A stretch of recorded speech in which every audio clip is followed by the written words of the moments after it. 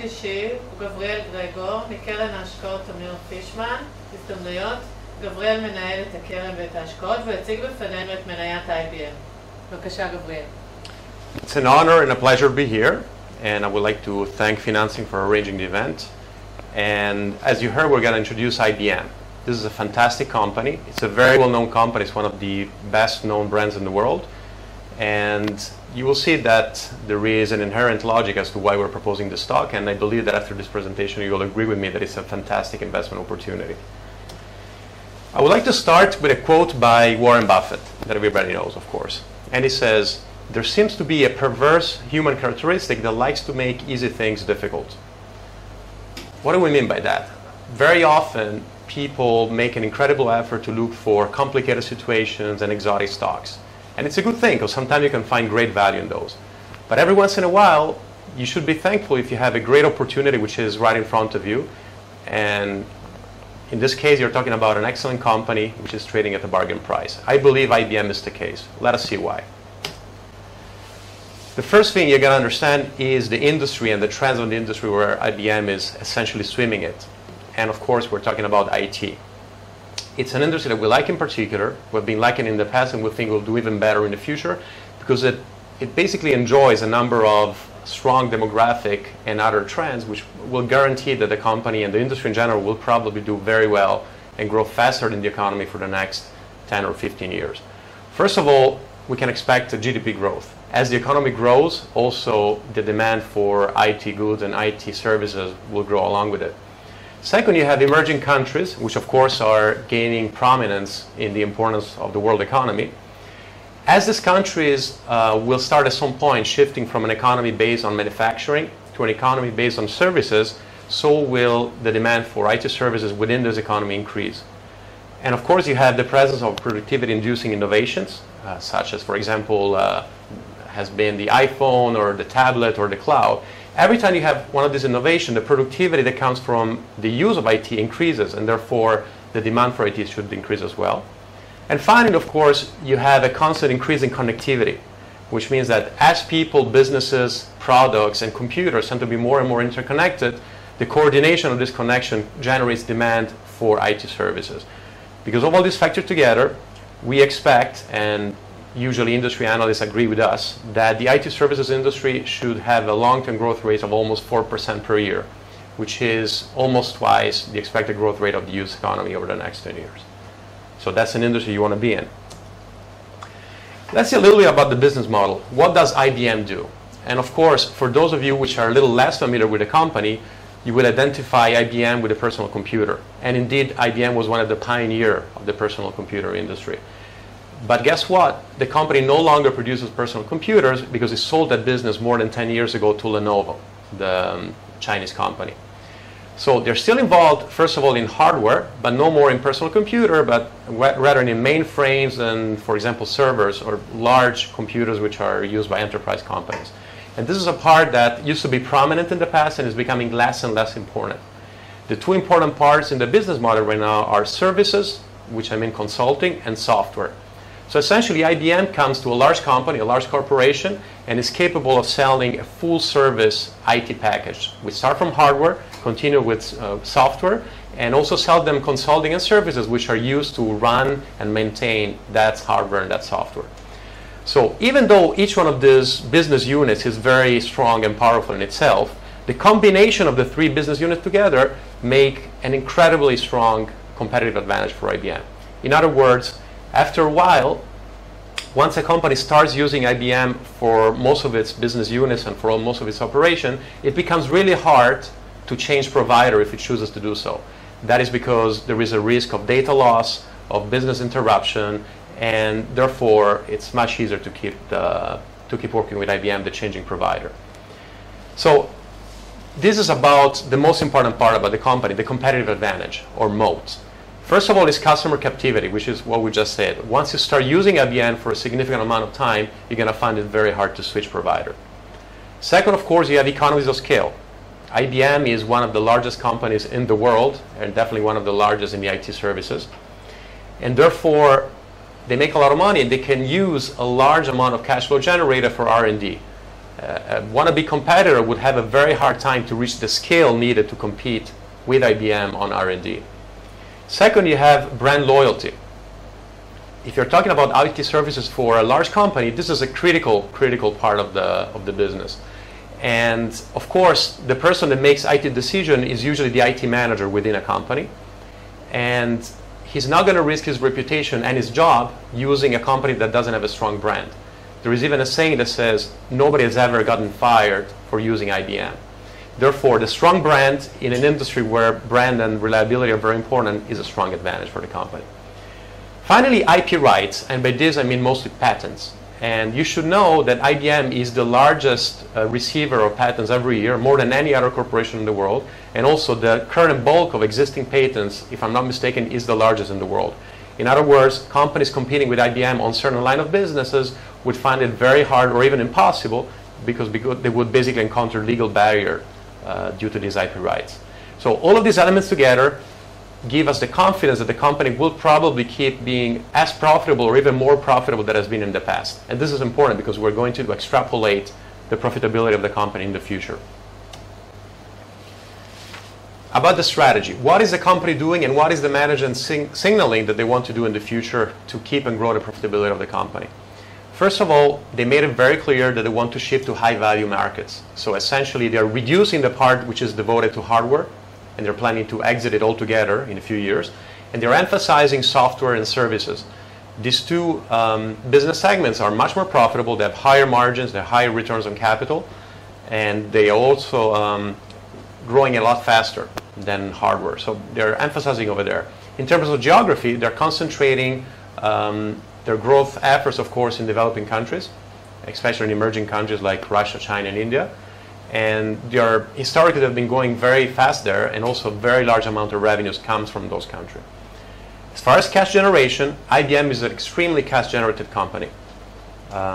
Essentially, what they're doing with this cash is trying to reinvest about 40%, mostly through acquisition and capital expenses, and redistribute the rest to shareholders, buybacks and dividends.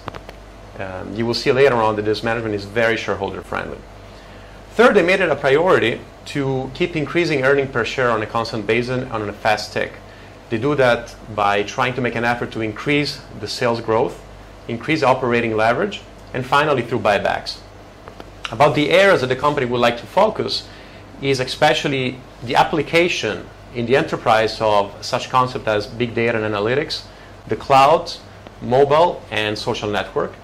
And also, very importantly, the cognitive computing. They came out with this product that is called Watson, which in the States is famous because it manages to consistently beat human player in Jeopardy, which is a type of Who Wants to Be a Millionaire. And essentially now they have the supercomputer which understands human language, can speak back in human language, and has access to enormous amounts of data in real time. It already has very interesting application in medicine, in the financial services, and right now IBM has opened it to application developers to look for different ways to apply this technology. Right now it's still a very small part of IBM revenue, but we believe that a lot of the growth of the company in the future will be coming from this product, which is called Watson. So we believe IBM has been very proactive into identifying the areas of growth in the market, and it's been very smart and intelligent in pursuing this opportunity as best as it can. Of course, you don't want to invest in any company that can blow up because the finances are not very sound. And we believe that IBM is extremely solid from a financial perspective. First of all, it holds $11 billion of cash on the balance sheet, and it has about $33 billion of debt. So the ratio of debt, net debt to EBITDA, which is essentially what the company produces in cash, is only 1.5 times, which for a company of this level of earning stability is very conservative. Also, keep in mind that the company has on the balance sheet about $30 billion of finance receivables, which is essentially the company gives credit to its customers that don't want to pay upfront all of IBM products. So about $30 billion is the money that are owned by their clients, which we believe is very liquid and is fully backed by IBM equipment. So essentially, you can almost count that as cash. If you consider that as cash, then essentially IBM has net cash of almost $9 billion. So the finances are extremely sound. Some numbers just to understand where IBM is standing at from a quantitative perspective. In the last 10 years, IBM has managed to compound revenue per share with a growth rate of about 6%. Earnings per share have been growing at 12% per year because of operating leverage and buyback. As we said before, the company has been reinvesting 40% of the cash flow within the business and 60% has been going back to shareholders. And the company also managed to increase operating margins from 11% to 21%. Essentially doubled operating margin in 10 years, which is a remarkable achievement and is probably the result of the company shifting mostly away from hardware, which is low margin, and towards software and services, which is a high margin type of business. In the slide you can see a very smooth earning growth pattern during the last 10 years, and the company is making right now, as of mid-year 2014, about $17 per share, and it has strongly committed to reach a level of $20 per share by 2015. The management has been repeating this so frequently that if they don't manage to meet the deadline, they will lose credibility, so you can count that they will probably achieve it. This slide you can see the uses of cash. On the left, the share repurchases and of course dividend, so that is the part that goes back to shareholders, whereas the part that gets reinvested is about 60 billion in capital expenditures and 32 billion in acquisitions. That is the figure since 2000. Of course, you need a company which is well managed, where the management is competent and know exactly what they're doing. Because of the thing we saw before, namely the way they managed to increase operating leverage, operating margin over the years, the way they've been proactive in choosing the areas where to operate, we believe that IBM is a very deep management bench. Basically, the management know exactly what they're doing. And you only need to read the annual report and a few other company presentation to get a feeling as to how transparent the management has been with shareholders. You really understand exactly what they've been doing. They set themselves a roadmap to reach by 2015, and you can tell that they've been scrupulously following that roadmap ever since they announced it. I don't think there are many companies which are as transparent as IBM, especially large companies. And finally, shareholder friendly. You can tell that, again, they've been very generous in rewarding shareholders with buyback and dividend, and also their own salaries relatively to a company of that size are also very reasonable. So they have not been mostly showering themselves with benefits. That's a very important thing, and a lot of the return to shareholders actually comes from companies where you have a management-friendly management team, shareholder-friendly, sorry. Current issues. Of course, as we will say later, the company is significantly undervalued, and this would not happen for no reason, and of course there are reasons to be worried about. What is the market worried about? There are a few things. First of all, if you look at the sales during the last 1 or 2 years, they have been stagnating or even slightly going down. So essentially, IBM is selling less this year than it was selling last year. The difference is not enormous, but it is significant nonetheless. The question is, you should ask yourself, how worried am I about this? And if you actually see why this has been happening, you'll probably feel confident that there's nothing you should be worrying about. A big reason of the decrease in sales comes from the fact that, as we saw before, IBM has been divesting part of its businesses. For example, it sold recently part of its server business to Lenovo for about $4 billion. That brings new money into the company, but of course decreases the revenue generation of the company, and that's why revenue goes down a little bit. Another reason is that emerging markets since the beginning of the year have been slowing down significantly. A lot of these reasons are cyclical, probably due to drop in the price of commodities on which emerging markets are dependent. Of course, if it's cyclical, it's not likely to last forever, and eventually those countries will pick up. Another reason is suspicions from China. There have been these Snowden's revelations where it turns out that the US has been using the internet and sometimes even hardware companies to spy on its enemies. And of course that makes a lot of countries such as China very suspicious before they buy American equipment. And with IBM in particular, China has actually put some kind of a temporary ban from state-owned company to buy IBM products. And of course this shows up in the income statement with a sharp drop in revenue coming from China. As we said again, hardware has been also decreasing revenue lately, and we believe that part of it has to do with the fact that it's becoming commoditized. And second is that it's cyclical.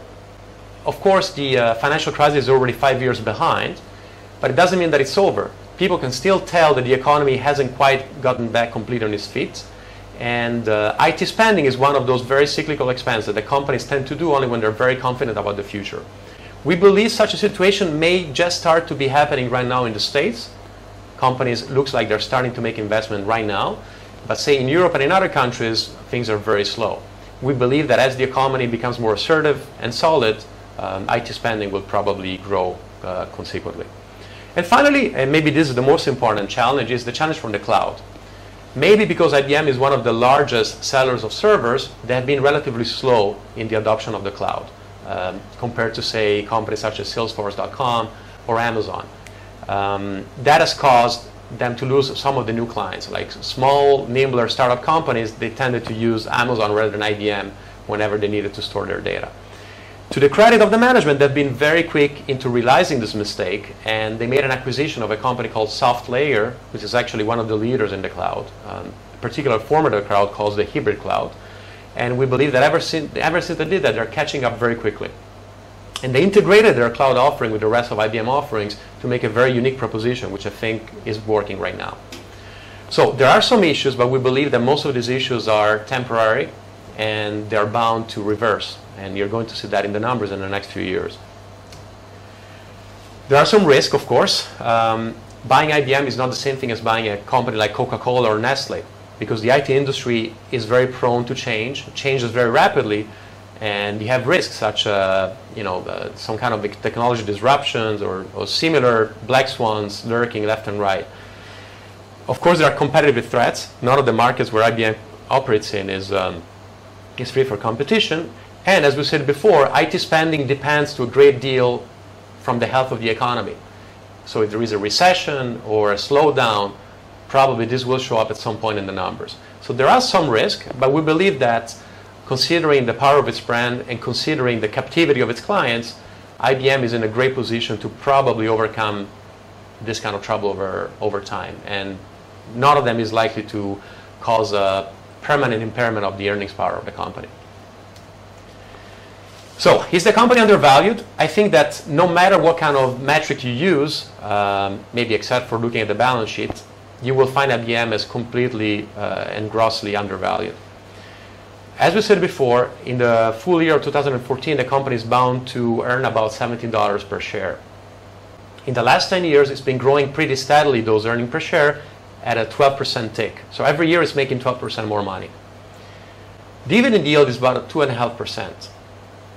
What does it mean? That if you have earnings growing at 12% per year, plus 2.5% of dividend, you can probably expect an IRR, or a compounded annual growth rate, on your investment of almost 15%. Of course, that assumes that you reinvest your dividend in something profitable. But again, the PE multiple of IBM right now is only 11 times. And if you look historically, it's usually trades at about 15.5 times. Just for sake of comparison, the S&P 500 PE right now is almost 20. And the reason why the multiple is very low is because of the issues that we saw before. If you assume that over time these issues will get worked out, you must probably expect some kind of multiple expansion. In other words, IBM will trade in a few years from now at the higher multiple. Let's say it goes back to the average of 15.5. If you factor that in, meaning if you buy now and hold until, say, 2024, about 10 years, and in the meanwhile, earnings grow at the same rate they've been growing before, and the multiple expands, you can probably expect an IRR around 18%, which is a phenomenal number. Just to give you an idea, if you invest $1,000 right now, and the thesis turns out to be correct, you'll pull out more than $5,000 10 years from today. If you factor the numbers inside today's IBM, you can tell that the intrinsic value, according to my calculation, is something in the neighborhood of $373 a share. That is 50% undervalued, as IBM is trading at about 190. To make a recap on this company, the S&P 500 is trading, as we said, at almost 20 times earnings. And most of the good companies are expensive. And yet IBM is trading today at 11 times earnings. The multiple is almost half the multiple of the overall market. You have, for that price, the opportunity to buy into a unique business model, a company protected by powerful competitive advantages, a great management team, and of course you're paying a bargain price. And as Warren Buffett said, the way to wealth is essentially buying yourself excellent company at bargain prices. I hope you liked the presentation. It's been a pleasure for me. And of course, do your own due diligence and don't only count on my opinion. Thank you very much. Gabriel, how is the stock of IBM priced comparing to other companies in the IT industry? Well, of course, it's a good question. I would say that there is no single company that can compare to exactly on a one-on-one basis with IBM, meaning you have to compare it with companies which are specialized in one of IBM's segments. So, for example, if you're looking for software and the type of software that IBM is doing, maybe you can compare it to a company like Salesforce.com, which is trading at a phenomenally higher multiple. I'm not even sure it's profitable right now. If you compare it to a company that does only services and IT consulting like Accenture, again, I would say Accenture is something in the neighborhood of the high teens or early 20s as far as multiple. If you're comparing to a company that does only hardware, however, I would say that the company is normally priced because hardware companies are very cheap. But again, I don't think it's fair to compare IBM to a company like, say, Dell, which all they do is computers, which are a completely commoditized type of good. So overall, I would say the company is way undervalued. Thank you very much, Gabriel. You're welcome. תודה רבה לכל המשתתפים ותודה רבה לכם שצפיתם בנו. נתראה בכנס הבא.